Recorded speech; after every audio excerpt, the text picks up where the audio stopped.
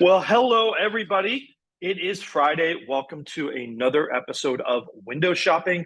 I'm your host, Stephen Meade. I'm the managing broker here at Domicile Real Estate. Real estate for people who love houses, which is hopefully you if you are watching this video.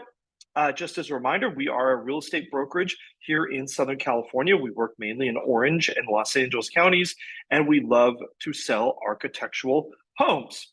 Anyhow, so this week, we're going to do a home that's at the affordable end of the spectrum. And something that I want to talk a little bit about before we do this is something I am passionate about, the idea that no matter what your price point is as a home buyer in Southern California, I think you should have something unique and something that feels special. And I think that that is possible, whether you buy it that way or create it or make it into something like that. I think that is possible. And so this is a home that really stuck out to me this week that recently hit the market. It's priced under $1 million in Orange County. It isn't a tiny house. It's actually a good sized home. It is over 1,600 square feet with 4 bedrooms. And it's a house that I think really could work for a lot of people who maybe felt like they don't have a lot of options under $1 million to buy something interesting and unique, and let alone get a mid-century modern home. So let's go ahead. Let's have at it. I'm excited to show you this home. So this is 975 North Center Street in Orange, California. I've actually sold a home, this exact model, in this neighborhood just down the street before. These are really, really cool houses, and they have a lot of potential. And I think this home is probably about 90% of the way there. As I mentioned, it is 4 bedrooms, 2 baths, all on one level, and it is 1,680 square feet. This is not our listing. It is listed by Matthew Fletcher of 7 Gables Real Estate. I actually know Matthew. He is a very good agent. Of course, if you'd like to see it, we would love to represent you as a buyer and represent your interests. This home is a bit bigger than a lot of mid-century modern homes, and the reason for that is when it was built. So a lot of the mid-century modern homes in Orange County were built in the 1950s, Eichlers accepted. And most of the homes in the 1950s were between 1,100 and maybe 1,500 square feet at the most. And so this home's a little bit bigger, and it has a 4th bedroom. And I think for a lot of people, that extra size and that extra bedroom might make a big difference. And so you notice this first in what is, to be honest, a really big living room. This living room has a lot of space, a super cool cantilevered hearth over here where the fireplace is. You've got glass in the front. I've always thought it was curious that there wasn't glass added up here. That's something you might be able to add. And if we kind of go through, this home has a pool. I will tell you, I'm not necessarily a huge fan of the color scheme as it sits on this house. It's a very bold choice, and I like bold choices.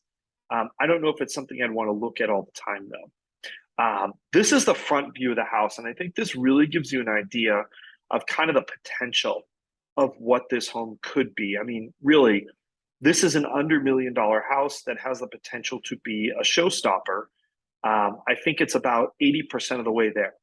I don't know the seller's history on this one, but I'm going to wager, and I'm going to suggest that what I think has happened is that these sellers bought this home. They've done a number of improvements, and they're not quite finished with it, but they found something else, so their needs have changed. I think if you change the front door, that would make a big difference in this house. I also want to point out the fireplace blocks. These are the exact same blocks that are used in many Eichler homes, which are also built around the same time period in Orange County. So you really get a lot of Eichler-like traits at a very reasonable price. You've got this big living room. This is a big sectional couch, by the way. There's 3 seating sections in between the 2 wings, dining room and back. This layout works really well. One side of the house is essentially public space, and then the left side is bedrooms. So you've got this dining area, sitting area at the front of the living room, and then you've got a more kind of formal kind of area over here where they have another dining table and it opens into a kitchen. I don't think this is an optimal configuration, and I think there's some ways to change this. I believe this kitchen was actually redone in the 1980s, judging by the cabinets. It's painted white and it looks nice until you figure out what you want to do. But this is a big kitchen space. So if you're someone who's been looking for a big kitchen and these 1950s houses don't seem to have it, this might be an option for you. It's partially open in that dining space. So we got a lot of French doors on the back side of the house. I've always thought you could have a little bit more glass. You have vaulted ceilings. This is the primary bedroom at the back of the house. Good size space, really a lot of room. It looks like a room and board bed there. I think I have the exact same one. Though they've got the blue bed frame.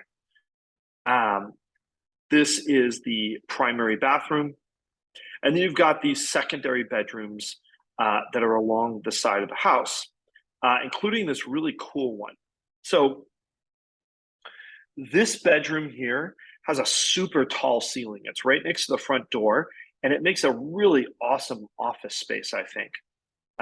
So if you work from home, you just like to have an office space. And then this is a secondary bathroom, indoor laundry room, and then kind of I don't want to say it's a Palm Springs-like backyard, but we're going to call it a Palm Springs-adjacent backyard. I think there's a lot of potential to tweak these spaces and make this home something that really is just kind of an out-of-this-world showstopper. It feels like it's about 80% of the way there, and I think some careful, judicious design and changes could really improve it. Here's the overhead view.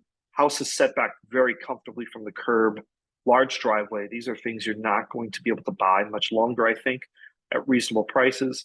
And it's located in the city of Orange, which is, obviously a great place to be. You can ride bike to Old Town from this location, which is pretty cool. So here's, I'll give you the pluses and minuses of a house like this. So the plus side is you're getting into something that's a really good sized home for less than $1 million. You're also getting a house that I think is at a place where you can live in it right now, even if there are things that you want to do to it. And I think this house is worth kind of finishing those last steps. I think there's a lot of potential here that not only will make this home more enjoyable, but also are places that you'll recoup your money back. So if this is a home you like on Center Street, if you'd like to see it, we would love to show it to you.